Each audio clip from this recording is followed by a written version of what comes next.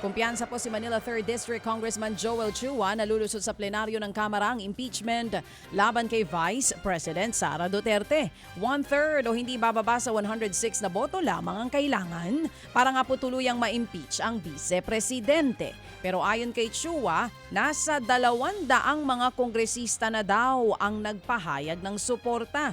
Posible pa raw magbagong mga numerong yan oras na gumulong na ang debate sa plenaryo mamayang hapon. Aminado naman po si Kong Joel Chua na mag-iibang takbo ng impeachment kung biglang mag-resign ng bise nang hindi pa naipapasa sa Senado ang Articles of Impeachment.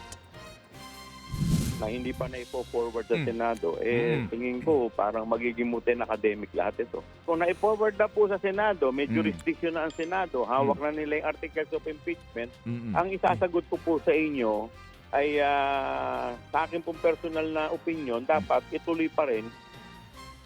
Yan nga po ang tinig ni Manila 3rd District Representative Congressman Joel Chua. Samantala, sinimula na pong ilikas ang mga pasahero at ilang Pilipinong crew ng cruise ship na tinamaan nga po ng hantavirus outbreak.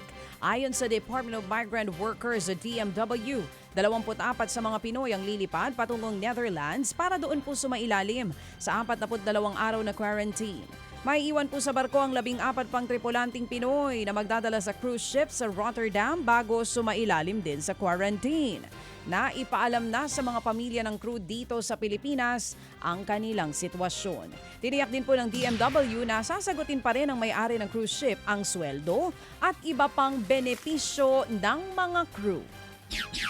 Pansamantala namang nakalaya po ang founder ng Peanut Gallery Media Network na si Franco Mabanta at 4 na iba pang mga akusado sa pangingikil kay dating House Speaker Martin Romualdez. Nakalabas mula sa NBI Detention Facility sina Franco Mabanta matapos nga pong pagbigyan ng Korte Suprema ng Korte sa Pasig na magpiyansa po ng tig 120,000 pesos kada isa.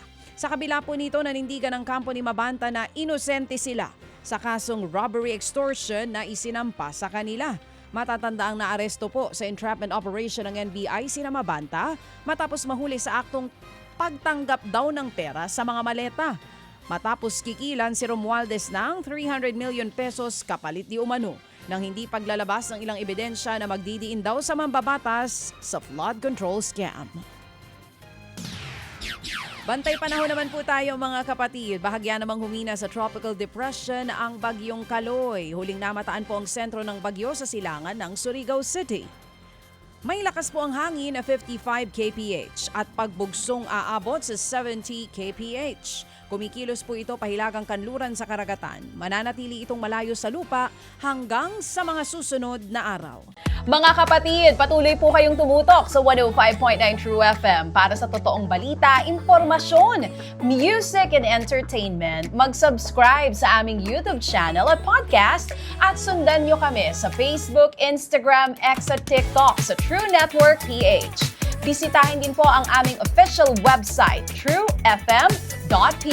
At panoorin din kami sa True TV Signal, Channel 19. Kami po ang 105.9 True FM. Laging true sa'yo, kapatid.